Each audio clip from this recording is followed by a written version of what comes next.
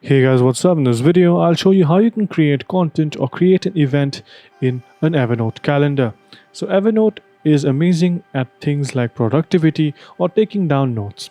Well, if you're in the market to create an event or use the calendar to create content, well, this is how you can do it. So the first thing you want to do is to sign up for an Evernote account. Once you have downloaded the desktop version of this, you can go ahead and click on calendar on the left hand side.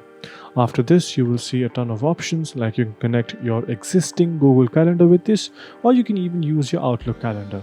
But for now, I'll be focusing on creating an event within the calendar of Evernote itself. So what you can do is to select this right here and see that you are on the correct date. Once you have selected the day for the event creation process, just click on the new event button. After this, it will ask you to specify the time of the event. Once everything is done, you can go ahead and give this event a title. Yeah, as you can see here, the event is being completed or created on the Evernote calendar. And once you click on the create event button, you will see that it has been added. And if I increase the timeline to, let's say, a week, you will see that on 24th, which is today, I have an event.